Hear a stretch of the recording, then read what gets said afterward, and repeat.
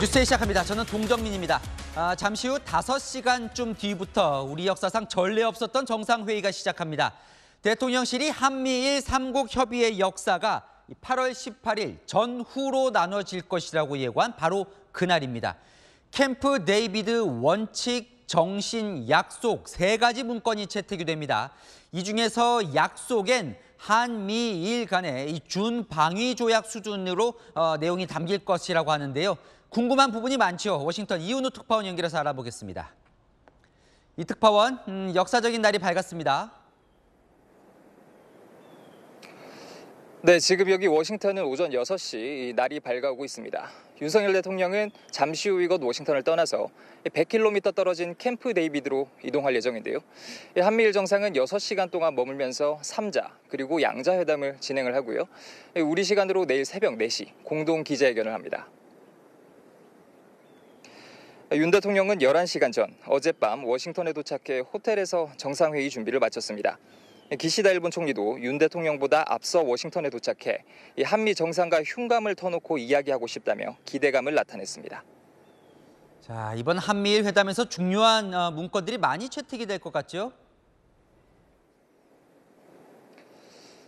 네, 앞서 앵커가 말씀하신 대로 이 한미일 정상은 3개의 문건을 채택합니다. 그중에서 핵심은 이 영내외 위기에 대한 이 약속 문건입니다. 어느 한 나라라도 안보 위협을 받으면 이 한미일 3국이 신속히 정보를 교환하고 공동 대응에 나서겠다는 약속입니다. 한미 미일 양자 간에 체결한 상호 방위 조약을 이 한미일로 확장하는 개념이지만 조약보다는 단계를 낮춰서 약속으로 의지를 드러내는 겁니다. 그 외에 협력 비전과 구체안을 담은 캠프 데이비드 원칙과 정신 문건도 채택합니다.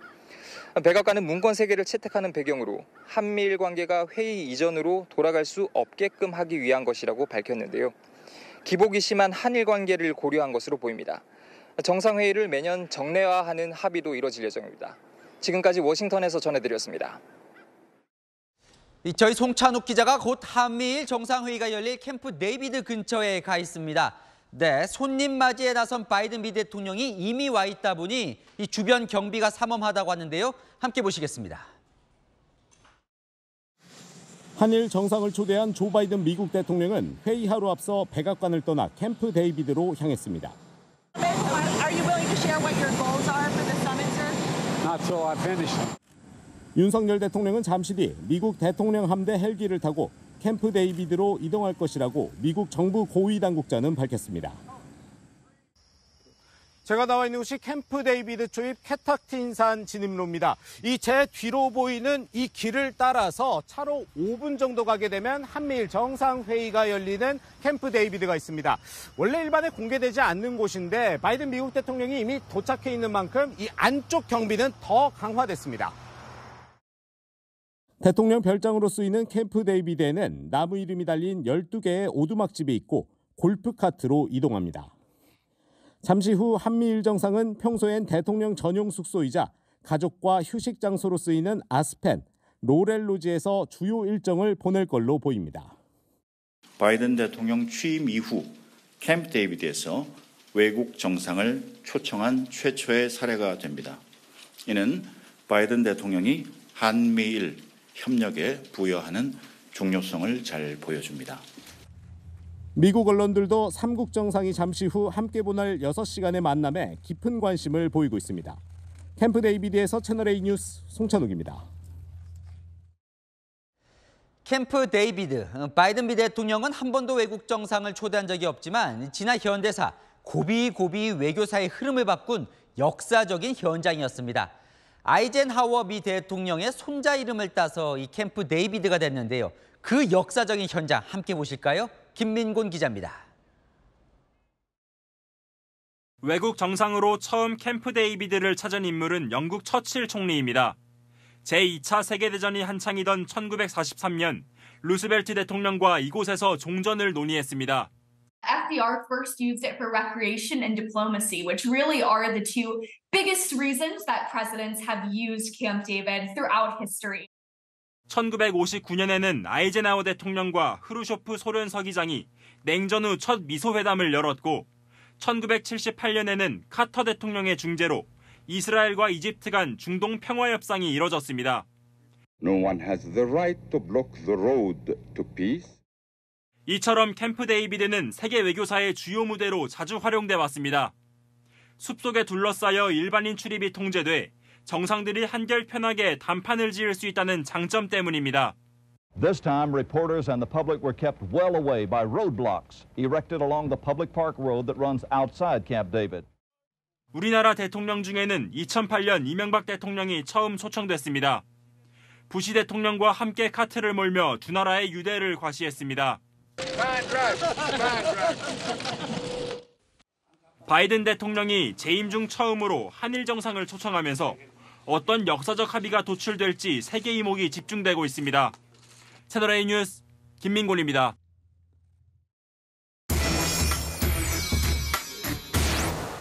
네, 아는 기자, 아시아 대통령실 출입하는 조아라 기자 나와 있습니다. 바이든 미 대통령은 이미 캠프 데이비드에 가 있다고 하고요. 윤석열 대통령은 곧 이 헬기를 타고 간다죠. 네, 그렇습니다. 이 역대 미국 대통령들이 별장인 캠프 데이비드에서 주말을 보내기 위해 이 헬기를 타는 모습은 뉴스의 단골 장면이죠. 이 캠프 데이비드는 미국 메릴랜드 주에 있습니다. 윤 대통령이 있는 워싱턴 DC에서 북서쪽으로 100km 조금 넘게 떨어져 있는데 헬기로는 30분 정도 걸린다고 합니다. 이 캠프 데이비드는 총 규모가 15만 평에 달하는데요. 12개의 손님용 숙소와 테니스 코트, 골프 연습장과 같은 편의시설이 갖춰져 있습니다. 이 한미일 3국 정상은 미 대통령이 가족들과 보내는 전용 숙소인 아스펜과 회의실 식당으로 쓰이는 로렐 로지에서 밀착 외교를 펼치게 됩니다. 지금 보시는 장면은 오바마 당시 대통령이 이 로렐 로지에서 G8 정상회의를 열었던 모습인데요. 이처럼 한미일 정상도 노타이 복장으로 허심탄회하게 대화를 나누지 않겠냐는 이야기가 흘러나옵니다. 자, 어쨌든 저기 들어가서 6시간 정도 함께 한다는데 뭘 하는 거예요? 네, 한미일 정상이 따로 또 같이 계속해서 함께 하는데요. 이 윤 대통령을 기준으로 보면 한미 약식 회담을 가장 먼저 하고 이어 한미일 회담과 오찬을 마친 뒤 한일 회담도 가집니다. 내일 새벽 4시쯤 한미일 공동 기자회견을 마지막으로 6시간 동안의 일정이 마무리되는데요. 이처럼 일정이 숨가쁘게 진행되다 보니 이번 순방에는 김건희 여사를 포함해 3국 정상의 배우자를 동행하지 않았습니다. 자, 격식 없는 만남이라지만 3국 정상 간의 합의의 무게는 상당히 무거울 것 같아요. 자, 이거 좀 한번 살펴보죠. 한미일 간에 준방위 조약을 체결할 것 같다. 이게 무슨 의미입니까? 네, 이 마지막 세 번째 문건이 오늘 베일을 벗었습니다. 바로 이 3자 협의에 대한 공약이라는 문건인데요. 이 3국 영내외에서 도발이 발생할 때, 그러니까 이 위기가 터지면 한미일 3국이 정보를 교환하고 메시지를 조율하고 대응 방안까지 함께 협의하기로 약속한다는 내용입니다. 이 문서가 의미가 큰 이유는 세 나라가 안전 보장을 위해 함께 대응하는 문건이 처음으로 채택되기 때문입니다. 이른바 준방위 조약 아니냐는 말이 나오는 건데요. 이 방위 조약은 보통 동맹 간에 맺는 조약이기 때문에 사실상 한미일 동맹이 체결되는 거냐 이런 해석도 나오지만 그건 부인하고 있습니다. 사실 이게 민감한 이유가 한국, 미국 간 그리고 미국, 일본 간은 동맹이라고 해요. 하지만 한일은 이제 동맹이라고 부르지 않잖아요. 이 한일 관계가 늘 민감하기 때문인데 어떻습니까? 네, 바로 그 점이 이 문건까지 만들어 3국이 협약을 체결한 이유입니다. 이 한일 관계가 정권에 따라 요동을 치다 보니 이를 문서로서 보장 장치를 마련한 건데요. 특히 중국에 맞서 한미일 협력이 필요한 미국이 강하게 추진했습니다. 다만 동맹이란 해석은 지나치다는 게 전문가들의 의견입니다. 중동맹이라고 하면은 방어에 있어서까지 의무가 발생하는 그런 상황을 뜻하는 것 같은데 지금 문구로만 보면은 반드시 그런 상황은 아닌 것 같고요. 네. 자, 이 한미일이 밀착하는 사이에 북중러 이쪽 움직임도 지금 심상치가 않습니다. 그죠? 네, 그렇습니다. 북한 김정은 국무위원장 지난달 정전협정 체결 이래 러시아와 중국의 대표단과 시종일관 함께하는 모습이었죠.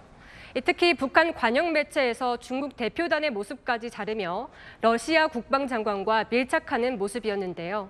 그 이유가 있었습니다. 국정원은 러시아, 북한 간 군사협력이 속도를 더해갈 것으로 예상하고 있으며 러시아의 핵, 미사일, 핵심 기술이 북한의 이전 가능성에 대해서도 염두에 두고 동향을 면밀히 추적 중에 있습니다. 네, 국정원은 우크라이나전이 한창인 러시아는 북한에 포탄, 미사일 판매를 제한하고 북한은 러시아에 기술 지원을 요청했을 것으로 보고 있습니다. 이 코로나로 중단된 북중 간 인적 교류도 최근 시작됐죠.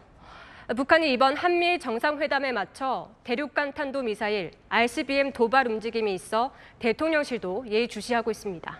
네, 잘 들었습니다. 아는 기자, 조아라 기자였습니다. 다음 소식입니다. 이재명 민주당 대표가 어젯밤 자정에서야 검찰 조사를 끝내고 나왔습니다. 지난 3차례 소환 때보다 더 강하게 부인하고 조서도 더 꼼꼼하게 살펴봤다는데요. 아무래도 구속영장 청구가 예상돼 있기 때문이죠. 검찰은 9월 초 영장을 청구할 것으로 보입니다. 한동훈 법무부 장관은 비회기 때 영장 치라는 이 대표를 향해 특별 대접을 요구한다고 반발했습니다. 손인혜 기자입니다. 자정을 넘긴 시각 검찰 청사를 나서는 이재명 더불어민주당 대표. 다시 한번 백현동 개발 특혜 의혹과 관련한 혐의를 부인했습니다. 진짜 배임죄는 용도 변경을 조건으로 땅을 팔았으면서 용도 변경 전 가격으로 계약한 식품연골이나 이를 승인한 국토부가 거기가 진짜 배임죄다.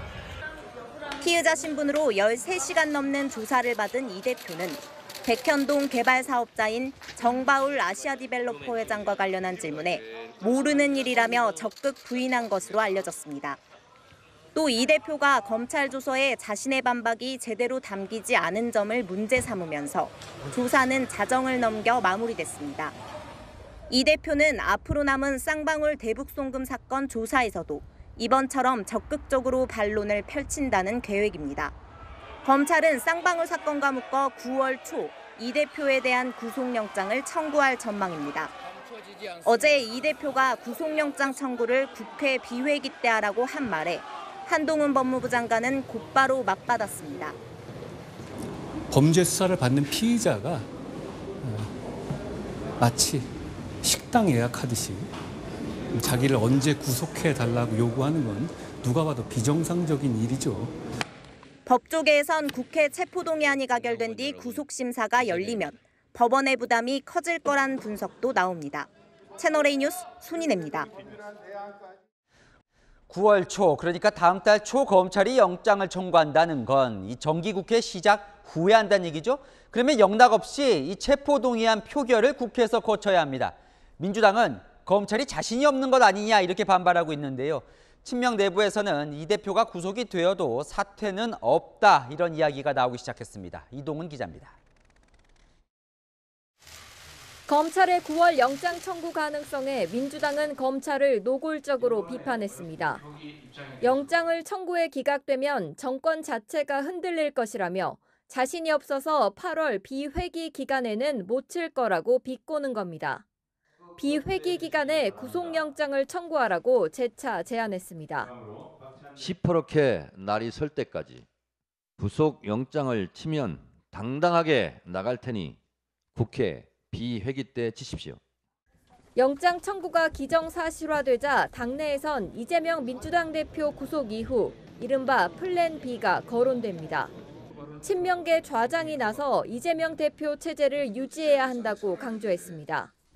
플랜 B가 어떻겠습니까? 어쨌든 임기가 있는 당대표고 지금 뭐 정기국회 과정 아니겠습니까? 정기 과정에서 당대표가 가정적이지만 구속이 되었다고 해서 사퇴한다고 하면 더 큰 혼란이 있습니다. 이 대표가 구속된 후에도 일명 옥중 공천을 할 수 있다는 관측과 같은 맥락입니다. 한 친명계 의원도 지금은 이 대표를 중심으로 똘똘 뭉쳐야 한다. 한두 명이 시끄러운 소리를 내면 안 된다고 강조했습니다. 비명계 내에서는 이 대표 사퇴를 요구하는 목소리가 나오는 만큼 구속영장 청구 시 당 갈등이 증폭될 것이란 관측이 나옵니다. 채널A 뉴스 이동훈입니다. 이재명 대표 검찰 소환 날 민주당에서는 수사검사, 파견검사 가릴 것 없이 사실상 검사 전원의 이름을 공개하는 법안이 발의됐습니다. 이 좌표 찍기 논란도 제기되지만 이 검소한박 법만으로는 부족하다며 검찰 압박에 나선 건데요. 이 발의한 의원 중에는 검찰 수사를 받았거나 받고 있는 의원들도 있습니다. 김유빈 기자의 단독 보도입니다. 민주당 내 강경파 초선 모임인 철험회 소속 김의겸 의원이 어제 검수완박법을 강화한 검찰청법 개정안을 대표 발의했습니다. 현행법에선 수사 개시가 가능한 부서의 검사 현황만 국회에 보고하도록 돼 있는데 검사장, 차장검사 등 간부급과 파견검사까지 사실상 수사검사 전원으로 대상을 넓혔습니다. 보고 내용도 두루뭉술하게 현황이라는 표현 대신 성명, 직급, 파견기관으로 콕 집어 명시했습니다. 검사 현황을 3차례 보고받아 봤더니 홈페이지에 공개된 내용보다 부실했다는 게 김의겸 의원 측 설명입니다. 다만 검찰 압박용 입법이라는 지적도 나옵니다. 민주당은 지난달 이재명 대표 관련 수사검사 이름을 일부 공개하며 좌표찍기 논란도 있었습니다. 특히 이번 법안 공동 발의자로 전당대회 돈봉투 의혹을 받고 있는 이성만 의원을 포함해 검찰 조사를 받고 있는 의원들이 포함되며 이해충돌이라는 지적도 제기됩니다.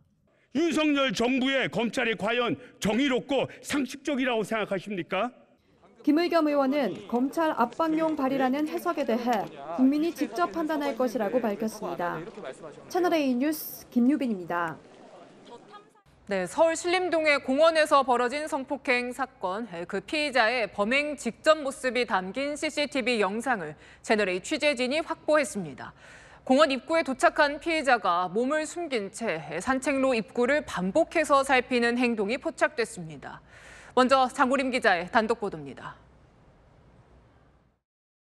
공원 인근 공영주차장에 세워진 SUV 차량 뒤에 몸을 숨긴 남성. 오른쪽 다리를 긁더니 고개만 옆으로 내밀어 무언가를 살핍니다. 차 옆으로 걸어나간 남성은 10초 뒤 다시 차량 뒤쪽으로 돌아옵니다. 어제 낮 서울 관악구 신림동의 한 공원 인근에서 여성을 성폭행한 30대 최모 씨의 범행 직전 모습입니다. 최 씨가 바로 보던 방향에는 산책로 입구가 있고 범행 장소로부터 도보로 불과 10여 분 떨어져 있는 곳이었습니다. 경찰 조사 결과 최 씨가 서울 금천구 독산동 집을 나선 건 어제 오전 9시 55분쯤입니다. 검은색 반팔티와 반바지 차림의 슬리퍼를 신은 최 씨. 가방도 매지 않았고 손에 흉기도 들지 않은 채 산책이라도 하듯 여유롭게 골목길을 걷습니다. 약 1시간을 걸어간 최 씨는 11시쯤 공원 인근의 모습을 드러냈습니다. 산책로를 따라 올라간 최 씨는 11시 반쯤 쫓아가던 피해 여성을 성폭행했습니다. 여성의 비명소리를 들은 등산객의 신고가 접수됐고 약 25분 뒤 경찰이 범행 현장에서 최 씨를 검거했습니다. 경찰에 따르면 최 씨는 일정한 직업이 없었고 부모와 같이 살고 있었던 것으로 파악됐습니다. 최 씨의 가족들은 최 씨가 우울증 등으로 진료를 받았지만 치료를 받지 않았다고 진술했습니다. 경찰은 병원 진료 이력 등을 통해 사실 여부를 확인할 예정입니다. 채널A 뉴스 장호림입니다. 네, 피의자의 동선을 좀 더 추적해봤습니다. 이 남성은 산책로에서 피해 여성을 발견한 뒤 곧장 따라가 금속으로 된 둔기로 가격합니다. 그리고는 20m 떨어진 숲속으로 끌고 가 범행을 저지릅니다. 이어서 이준성 기자의 단독 보도입니다. 성폭행 혐의로 체포된 최모 씨가 둘레길 인근에 도착한 건 오전 11시쯤. 채널A 취재 결과 최 씨는 오전 11시 30분쯤 산책로에서 처음 피해 여성을 발견했습니다. 성폭행을 계획한 최 씨는 피해 여성을 뒤따라갔고 양손에 금속 재질의 둔기를 낀 채로 무차별 폭행한 것으로 경찰은 파악하고 있습니다. 이후 최 씨는 다친 여성을 산책로에서 20m 떨어진 숲속까지 끌고 가 성폭행을 벌였습니다. 경찰이 낮 12시 10분쯤 최 씨를 발견했을 때 최 씨는 피해 여성과 함께 있었고 반항하거나 도망칠 시도도 하지 않은 것으로 전해졌습니다. 폭행 피해자는 머리와 가슴 부분에 심각한 부상을 입고 여전히 중환자실에서 치료를 받고 있습니다. 계획범죄 정황도 드러나고 있습니다. 최 씨는 경찰 조사에서 범행 장소를 공원으로 선택한 이유에 대해 운동하러 자주 다닌 곳이라 CCTV가 없다는 사실을 알았다고 진술했습니다.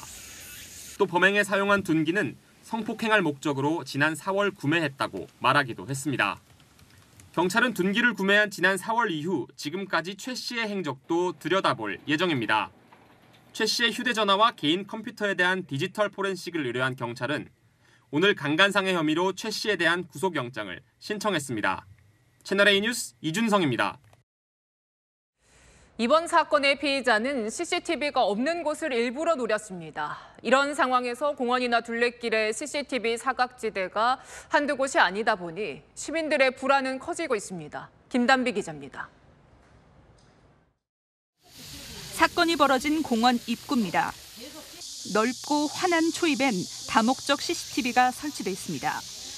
하지만 조금만 걸어도 금세 비좁고 우거진 비탈길이 이어집니다. 주변엔 어른 키만한 수풀이 가득해 건너편이 제대로 보이지 않습니다. 입구에서 한 5분 정도로 올라와 봤는데요. 등산로로 오르는 동안 이곳을 비추는 조명이나 CCTV는 보이지 않았습니다. 범행 현장이 이곳에서 가까운데요. 조금 더 가보겠습니다. 한참을 걸어가 봤지만 CCTV는 공원 입구에 설치된 게 전부입니다. 길이 워낙 많아갖고 흔적이 사람이 많지 않은 데는 안 가요. 가봤더니 CCTV가 없는 것 같아요. 여기는 많이 있어요. 아마 이리로 안 가고 여기 없는 쪽으로 올라갔는가 봐. 나는 여기 산책에 여기 있는 데로만. 매년 100만 명 가까이 찾는 제주 올레길도 다르지 않습니다. 지난 2012년 홀로 여행하던 여성 관광객이 살해된 사건 이후 개선했다고는 하지만 여전히 현장에선 CCTV를 찾기 어렵습니다. 관할 지자체도 올레길 관리 재단도 전체 430km 구간에 CCTV가 얼마나 설치돼 있는지 묻는 취재진 질의에 답하지 못했습니다. 위급 상황 시 현재 위치를 112에 전송하는 스마트 워치를 대여해주고 있지만 불안감은 여전합니다. 저 혼자 여행이어서 무섭고요. 의식하거나 이러면 택시를 타거나 많이 무서워요. CCTV도 많았으면 좋겠고요. 이상 행동을 미리 감지할 수 있는 지능형 CCTV 설치를 늘리는 대책 등이 나오고 있지만 주민들은 이제 무서워서 산책도 못하겠다며 불안해하고 있습니다. 채널A 뉴스 김단비입니다. 서울 도심의 대학가에서도 흉기를 들고 돌아다니던 60대 남성이 붙잡혔습니다. 경찰이 이유를 조사해보니까 시끄러워서 사람들을 해치려 했다고 합니다. 이 사건은 이기상 기자가 보도합니다. 대학교 앞 거리를 여유롭게 걷던 젊은 남녀. 무언가에 놀라며 갑자기 멈춰서더니 곧장 뒷걸음칩니다. 이들이 마주친 것은 한 손에 흉기를 든 백발의 남성. 남성은 불과 몇 분 전 20cm가 넘는 흉기를 들고 집을 나섰고 골목길을 지나 학생들이 많이 다니는 도로까지 온 겁니다. 남성은 300m가량 배회하다 집으로 돌아갔지만 도심 한복판 흉기 든 남성 출연에 112 신고가 이어졌습니다. 보니까 무슨 약간 노인이신데 이거 들고 뛰어다니시고 하더라고. 그럼 여기서 경찰분들 물으러 들어갔으니. 서울 지하철 해화역 인근으로 출동한 경찰은 CCTV로 남성의 동선을 추적한 끝에 인근 자택에서 60대 남성을 검거했습니다. 체포 당시 남성은 혐의를 부인했지만 흉기를 들고 있는 모습이 찍힌 CCTV 영상을 보여주자 범행을 모두 시인했습니다. 남성은 동영상을 보는데 시끄럽게 떠드는 소리가 들려 다 죽이려고 나갔다고 진술한 걸로 확인됐습니다. 경찰 조사 결과 남성은 평소에도 괴성을 지르는 등 이상 행동으로 주변 사람들을 불안하게 했던 것으로 파악됐습니다. 흉기 소지 혐의로 남성을 체포한 경찰은 오늘 추가 조사를 한 뒤 이르면 오늘 밤 구속영장을 신청할 예정입니다. 채널A 뉴스 이기상입니다. 대전에선 은행 강도 사건이 터졌습니다. 검은 헬멧을 쓰고 들어와 소화기를 뿌려대며 흉기로 직원을 위협한 용의자는 현금 3,900만 원을 들고 그대로 달아났습니다. 강보인 기자가 현장 취재했습니다. 강도 사건이 벌어진 대전 지역 신협입니다. 사건이 벌어진 뒤 문 앞에는 이렇게 영업을 중단한다는 안내문이 붙었고요. 이 내부엔 블라인드가 쳐져 있고 문도 굳게 닫혀 있습니다. 용의자는 돈을 훔친 뒤 오토바이를 타고 현장을 빠져나갔습니다. 용의자가 범행을 마친 뒤 흰색 오토바이를 타고 현장을 벗어나는 모습이 인근 CCTV에 포착되기도 했습니다. 이 오토바이는 어제 유성구 관내에서 도난 신고된 것으로 확인됐습니다. 신협에 강도가 들었다는 112 신고가 접수된 건 정오쯤입니다. 검은색 오토바이 헬멧을 쓴 용의자는 가방에서 소화기를 꺼내 분말을 뿌린 뒤 흉기로 직원을 위협해 현금 3,900만 원을 빼앗아 달아났습니다. 당시 안에는 남녀 직원 2명이 있었는데 남성 직원이 잠시 자리를 비운 사이 범행이 벌어진 것으로 파악됐습니다. 여자 직원 하나 있고 남자분 한 사람이 있었는데 그 소화기를 들고 나와서 그렇게 했다네. 큰 소리가 나고 그래서 싸우는 줄 알았대요. 다친 사람은 없었지만 여성 직원이 놀라 병원으로 옮겨졌습니다. 경찰은 인근 CCTV와 목격자들의 진술 등을 토대로 용의자를 쫓고 있습니다. 채널A 뉴스 강보인입니다. 현직 해양경찰관이 여자친구를 살해해서 구속됐습니다. 말다툼을 하다가 화가 났다는 이유였습니다. 사고사인 척 위장을 하려 한 정황도 드러났습니다. 공국진 기자입니다. 모자와 마스크를 쓴 건장한 체구의 남성이 법원에 들어갑니다. 여자친구를 살해한 혐의를 받는 목포해양경찰서 소속 30살 채모 순경입니다. 범행 은폐 시도하셨나요? 죄송합니다. 피해자한테 하실 말씀 없나요? 정말 죄송합니다. 최 씨는 지난 15일 새벽 2시 13분쯤 여자친구와 함께 한 식당을 찾았습니다. 1시간 넘게 술을 마시다 말다툼이 벌어졌고 여자친구가 화장실에 가자 뒤쫓아 들어갔습니다. 최 씨는 화장실에서 여자친구를 살해한 뒤 화장실에서 나와 계산을 마치고 다시 화장실에 들어갔습니다. 이후 1시간 40분 넘게 화장실에 있다 창문을 넘어 달아났습니다. 식당 종업원이 시신을 발견해 경찰에 신고했고 인근 모텔에 숨어있던 최 씨는 신고 10시간 만에 경찰에 긴급 체포됐습니다. 술 취하고 잠자고 있는 남자 아무도 못 봤는데 신고한 거지. 당시 시신은 변기 쪽으로 머리가 숙여진 채 엎드린 자세였던 것으로 전해집니다. 경찰은 최 씨가 시신을 변기로 옮겨놓고 구토하다 숨진 것처럼 사건 은폐를 시도했을 가능성을 의심하고 있습니다. 그걸 해놨지 않으면 그 상태에서 아예 뭘 졸랐는데 그렇게 때릴 수가 없잖아요. 최 씨는 경찰 조사에서 다투다 순간적으로 화가 나 우발적으로 범행을 저질렀다고 주장했습니다. 화장실을 빠져나간 뒤에도 창문을 통해 시신 상태를 확인하는가 하면 검거 직전까지 인터넷으로 자신의 범행을 다룬 기사를 검색하기도 했습니다. 채널A 뉴스 공진입니다. 국정농단 사태로 탈퇴했던 삼성이 7년 만에 전국경제인연합회 전경련에 복귀할 것으로 보입니다. 정경유착이 벌어지면 즉시 탈퇴한다는 조건을 달았는데요. 4대 기업이 다 재가입할 것으로 보입니다. 정현우 기자입니다. 삼성준법감시위원회가 2차례 임시회의에서 격론을 벌인 끝에 전경련 재가입을 사실상 조건부 승인했습니다.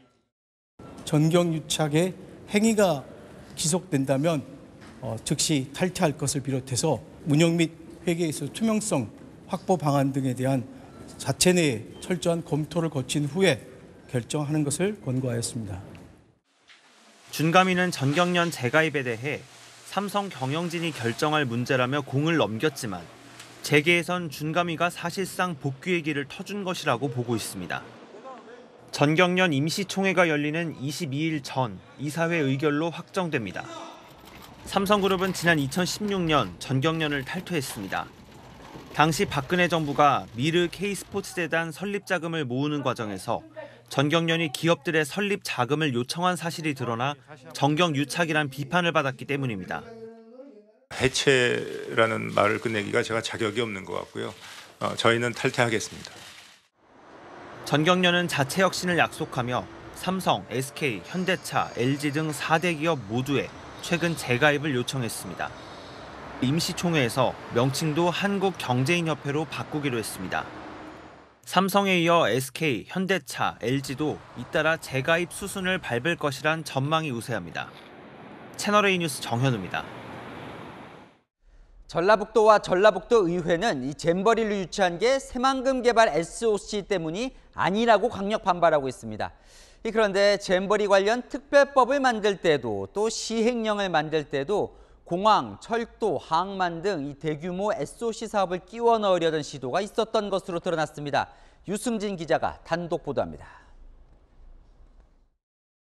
잼버리 대회 유치 4개월 뒤 전라북도 의회에선 이런 말이 오갔습니다.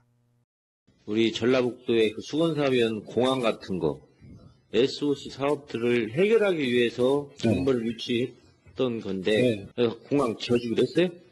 지금 노력을 하고 있습니다. 저희들이. 철도는? 철도도 마찬가지로. 마치겠습니다. 2018년 국회에서 잼버리 특별법을 만들 때에도 SOC 사업을 끼워 넣으려는 시도가 이어집니다. 법안 원문에는 잼버리 여건 조성시설에 철도, 공항, 항만 등 교통시설이 포함되어 있습니다. 하지만 이숙진 당시 여성가족부 차관이 대회와 직접 관련 있는 시설이라 보기 어렵다며 삭제를 요청해 최종 법안에서는 빠졌습니다. 이후 하위 시행령을 만들 때도 SOC 시설을 포함해달라는 의견을 냅니다. 채널A가 확보한 시행령 안을 보면 전라북도가 여건 조성시설에 새만금 기본계획에 반영된 SOC 시설을 추가해달라고 합니다. 이 역시 행사 규모에 비해 과도하다는 지적이 나오며 받아들여지지 않았습니다. 잼버리 사업이란 걸 앞세워야만 효과적으로 이렇게 빨리 갈 수 있다고 지금 너무 마음이 급하지 않았냐. 큰 행사에 이제 묻어서 가고 싶은 그런 마음 때문에. 전라북도는 새만금 SOC와 잼버리가 무관하다는 입장입니다. 잼버리와 관계없이 새만금 투자 환경 개선 및 내부 개발 촉진을 위한 기반 시설로서 새만금 기본 계획, 소위 MP에 따라서 진행된 사업들입니다. SOC 사업을 끼워 넣으려는 시도는 실패했지만 잼버리를 이용해 새만금을 개발하려던 속내까지 감추기는 어려워 보입니다. 채널A 뉴스 유승진입니다. 오늘 국회에서는 이동관 방송통신위원장 후보자 인사청문회가 열렸습니다. 이 후보자는 공영방송의 편향성 원인으로 노조를 꼽았고 민주당은 이 후보자가 과거 밥 먹듯이 방송에 개입했다고 비판했습니다. 우현기 기자입니다. 이동관 방송통신위원장 후보자는 청문회 내내 공영방송의 편향성을 지적했습니다. 노조 영향으로 편파적인 보도를 쏟아낸다는 겁니다. 노영방송이라고 얘기하는데 우리 건들지 마라. 우리가 알아서 무조건 하겠다. 그러면서 편파적인 뉴스를 내보내기 때문에 지금 더 문제가 되는 거거든요. 그렇기 때문에 전 정부 때 공영 언론사에 설치된 위원회들을 중국 마오쩌둥 선전대인 홍위병에 빗대기도 했습니다. 이른바 이 홍위병 운동과 유사한 성격이라고 생각을 합니다. 그러나 저희는 그 막후에 누가 있었는지, 누가 그걸 지휘하는 보이지 않는 손인지. 민주당은 이 후보자가 이명박 정부 시절 언론 장악에 관여했다며 사퇴하라고 몰아세웠습니다. 보도 리스트 이거 보세요.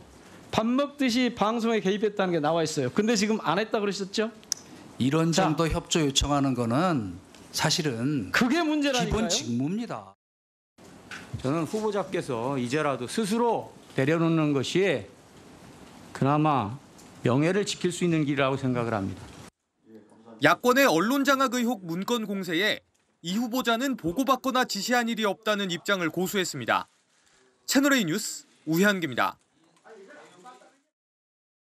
윤석열 대통령이 신임 방송통신심의위원회 류희림 미디어연대 공동대표를 위촉했습니다. KBS와 YTN 기자 출신인 류 대표는 법조 언론인클럽 회장을 지낸 뒤 언론단체 활동을 해왔습니다. 최근 해촉된 정현주 전 방심위원장 후임 위원장으로 유력하다는 전망입니다.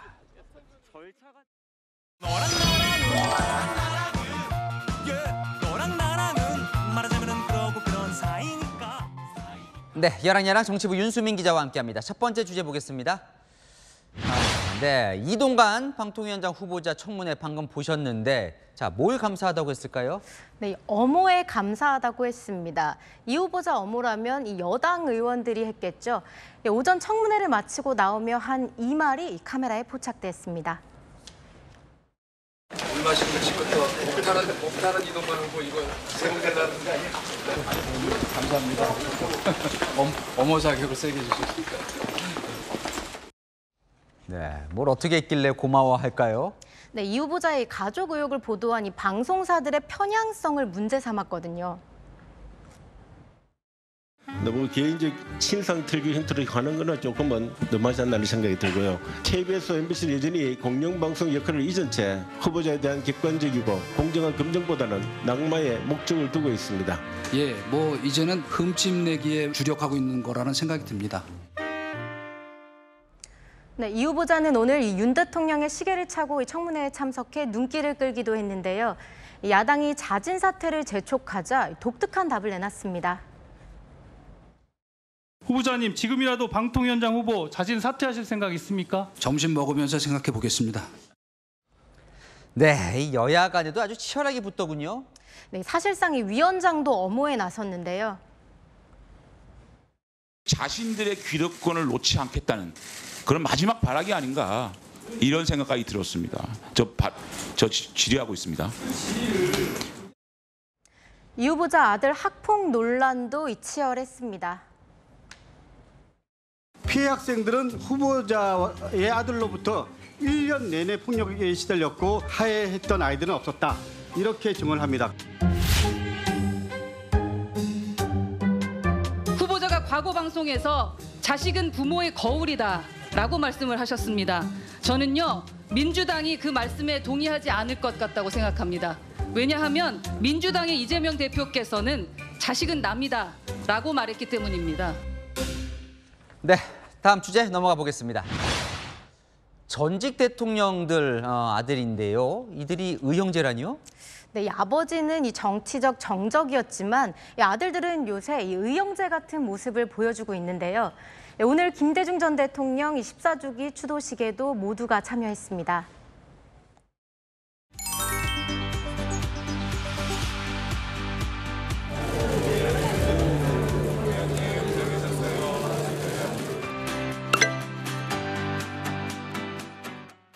자, 박정희 전 대통령의 아들 박지만 회장 얼굴 보이고 또 노태우 전 대통령 아들 노재현 이사장 얼굴도 보이더라고요. 네, 이 두 사람은 처음으로 이 김대중 전 대통령 추도식에 참석했는데요. 이 김 전 대통령의 아들 김용업 이사장과도 이 반갑게 대화를 나눴습니다. 네. 사회 통합 차원에서도 좀 의미가 있어 보이는데요. 네, 제가 직접 이 추도식에 참석한 노재현 이사장 이야기를 들어봤습니다. 아버님도 돌아가신 지 얼마 안 됐지만 또 과거에 그 많은 분들이 같이 이뤄놓으셨던 대한민국에 대해 기리고 또 존경하는 마음들 이런 걸 가지고 왔습니다. 네, 아까 이 나란히 앉아 있던데 무슨 이야기를 하는지 궁금한데요. 네, 이 추도식을 보시면 중간에 귓속말을 하는 모습도 볼 수 있는데요. 너무 궁금해서 제가 물어봤더니 다음에 언제 모일지 얘기했다고 합니다. 최근 SNS 단체 대화방까지 만들고 자주 만나고 있다는데요. 상반기에만 벌써 2번 편안한 차림으로 만났고요. 밥값은 막내부터 순서대로 돌아가면서 낸다고 하네요. 지난달엔 청와대에 다 같이 모여 역대 대통령 사진전을 함께 관람하기도 했습니다. 요즘 뭐 정치권 갈등이 심한데 저런 모습 참 보기 좋네요. 네, 김영삼 대통령의 아들 김현철 이사장은요. 모임 자체가 통합과 화합의 상징이라고 하더라고요. 아들들은 싸우지 말자라고 했던 말이 좀 인상이 깊었는데요. 예, 뭐 그래도 아버님 때에서는 서로 정적이셨고 또 경쟁자였었지만 자식 때까지 와가지고 그렇게 반목을 한다든지 이제 이런 일은 더 이상 있을 필요가 없지 않겠는가, 사이좋게 좀 지낼 수 있지 않겠는가 하는. 이들 전직 대통령들이 지금의 대한민국을 만든 건 부인할 수 없죠. 공간은 잠시 뒤로 하고 모두 함께 마음을 모아 사회 통합을 이루면 좋겠네요. 네, 이왕 모인 김에 국가 위해 좋은 일 하면 좋겠습니다. 네, 지금까지 여랑야랑이었습니다. 다음은 해외 소식입니다. 말레이시아에서 여객기 한 대가 공항에 착륙하기 직전에 추락해 10명이 숨졌습니다.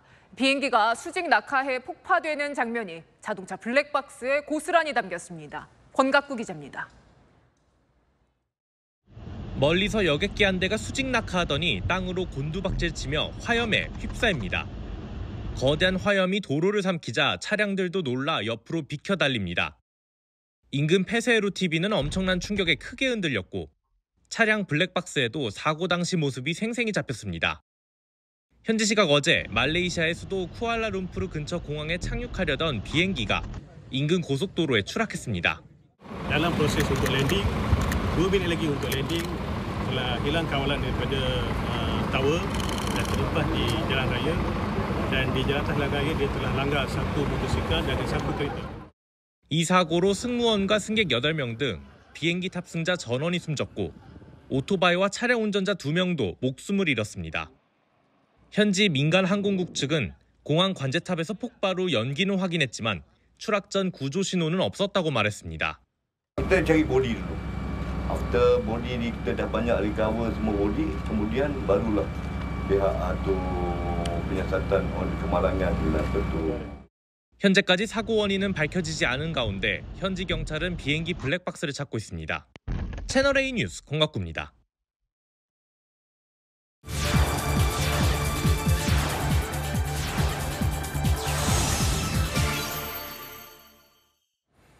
프랑스는 먹는 걸 중요시하는 미식의 나라로 꼽히죠. 하지만 이런 파리지앵들도 고물가 앞에서는 어쩔 수 없나 봅니다. 유명 레스토랑 거리와 대형 마트는 한산하고 재고 처리 매장만 붐비고 있습니다. 세계를 가다 파리 조은하 특파원이 보여드립니다. 프랑스 파리 대표 번화가 몽파르나스 기차역 인근의 대형마트. 대낮인데도 식료품 코너가 한산합니다. 찾는 사람이 없어 계산대도 8곳 중 3곳만 운영 중입니다. Supermarché, mais je boycotte plutôt les supermarchés. Je vais très peu dans les grandes surfaces. 세계적으로 유명한 파리의 유명 레스토랑 거리에도 손님들의 발길이 끊겼고 식당 내부도 한산합니다. 식재료 구입뿐 아니라 외식도 줄이고 있는 겁니다. 에마뉴엘 마크롱 대통령도 즐겨 찾는 고급 레스토랑 거리입니다. 지금 점심시간이 한창이지만 보시는 것처럼 한산합니다. 올해 6월 기준 프랑스 일반 가정의 전체 식비는 정점을 찍었던 약 2년 전보다 10% 감소한 것으로 나타났습니다. 관련 통계가 집계된 이후 사상 최대 폭으로 줄어든 겁니다. 세계 식당 가이드북인 미슐랭 가이드를 만들 정도로 미식의 나라인 프랑스가 식비 다이어트를 하는 건 고물가 때문입니다. 프랑스의 소비자 물가 상승률은 최근 1년간 매달 5에서 6%대를 유지했습니다. 4인 가족이 먹을 파스타 재료를 사봤는데요. 우리나라 돈으로 5만 원 이상 들었습니다. 반면 일반 마트에서 팔고 남은 재고를 싸게 파는 재고 처리 매장에는 손님들 방문이 끊이지 않습니다. 최근에는 최대 80%까지 싸게 파는 재고 매장이 이례적으로 파리 한복판에 들어서기도 했습니다. Ce que j'aime le plus, c'est les prix, justement, c'est vraiment pas cher. C'est vraiment assez abordable et il y a pas mal de choix, donc c'est pratique pour faire ses courses. 안 팔린 식재료나 음식을 값싸게 구입할 수 있는 스마트폰 애플리케이션이나 이를 알리는 유튜브 방송도 인기입니다. 음식의 품질을 꼼꼼하게 따지는 파리지앵들도 고물가 앞에서는 어쩔 수 없습니다. Un sandwich jambon et menton et on a poulet rôti. Jamais mangé. 식비뿐 아니라 여름철 바캉스 비용도 감축 대상입니다. 해외여행을 포기하고 도심의 인공해변에서 휴가를 즐기는 파리지앵들이 넘쳐납니다. J'ai passé une semaine dans ma famille et une semaine dans la famille de mon ami. Et donc voilà, on s'arrange, ça évite de payer des locations, ça évite de payer des choses, des hôtels et des choses comme ça. 끝이 보이지 않는 인플레이션 시대. 파리지앵들은 눈물을 머금고 오늘도 갖가지 절약 방안을 짜내고 있습니다. 파리에서 채널A 뉴스 조은하입니다. 유엔 안전보장이사회가 6년 만에 북한의 인권 문제를 주제로 공개회의를 열었습니다. 여기에 참석한 탈북민은 독재는 영원할 수 없다라며 김정은 위원장을 향해 경고했습니다. 이다혜 기자입니다. 12년 전 탈북한 김이력 씨. 유엔 안전보장이사회 공개회의에 참석해 참담한 북한 내 실상을 증언했습니다. I was forced to do unpaid labor from my young age. Most of the grain went to the military, and all we were left with was the worry of what we could eat the winter. 6분간 영어로 연설을 하다 마지막에 한국어로 김정은 북한 국무위원장을 향해 일침을 가했습니다. 독재는 영원할 수 없습니다. 더 이상 죄짓지 말고 이제라도 인간다운 행동을 하시기 바랍니다. 또 북한 내 인권을 바로 세워야 한다고 강조했습니다. 우리 북한 사람들도 인간다운 삶을 스스로 선택할 수 있는 권리를 가진 사람들입니다. 유엔 안보리가 북한 인권 문제를 주제로 공개 회의를 연 건 2017년 이후 6년 만입니다. 한국과 일본, 미국을 비롯한 서방 국가들은 안보리가 북한의 인권 침해에 대해 목소리를 내야 한다고 강조했습니다. 반면 중국과 러시아는 북한 인권 문제가 국제 평화와 안보에 문제가 되지 않는다고 주장했습니다. 이번 회의에 북한 대표는 참석하지 않은 가운데 북한 인권 문제에 공감하는 기자회견에 참여한 국가는 52개국에 달했습니다. 채널A 뉴스 이다혜입니다. 주말에도 30도를 넘는 무더위 속에 소나기와 비 소식이 있습니다. 내일까지는 남부지방에 비가, 모레까지는 전국 곳곳에 소나기가 내리겠습니다. 우선 오늘 밤 날씨부터 살펴보겠습니다.